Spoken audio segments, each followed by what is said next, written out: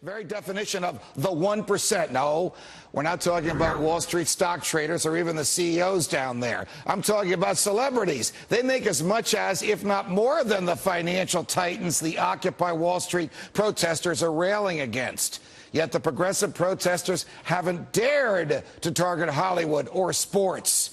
Here with insights on this nonsensical behavior is economist and George Mason University economics professor and good friend of the show, Walter Williams. Professor Williams, always a pleasure. Welcome here.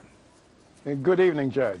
So tell us, who makes more money typically, CEOs or the top-of-the-line athletes and superstars in Hollywood, and yet who's being targeted by this ragtag group downtown?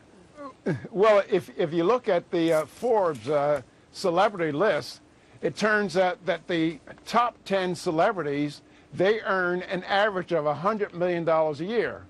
The top 10 CEOs earn an average of $43 million a year.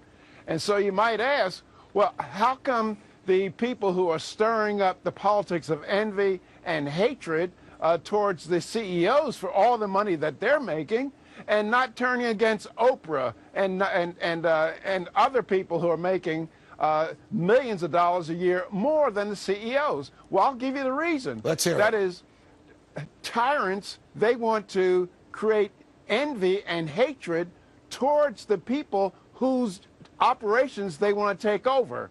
That is, they want to take over the businesses in the United States, but they can't take over the Oprah show. They can't take over LeBron James and the basketball. So they can make the celebrities can make as much money as they want, but the people who they want direct hatred and envy towards, they're the people whose lives they want to take over, namely the companies of our country. You wrote an interesting piece recently in which you addressed the issue of who really pays taxes. When this crowd downtown and their supporters in the Democratic Party and in the White House want to raise corporate taxes, do they have any idea who actually pays corporate taxes? Can you explain that for us, Professor Williams? Well, I think that we have to recognize, and I think you recognize very well, that corporations are legal fictions, and as such, they don't pay taxes.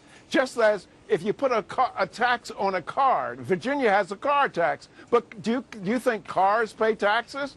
There's property taxes. Property doesn't pay taxes. Only people pay taxes. So if you impose a tax on a corporation, the corporation, if it's going to stay in business, it's going to do one of three things or some combination of them.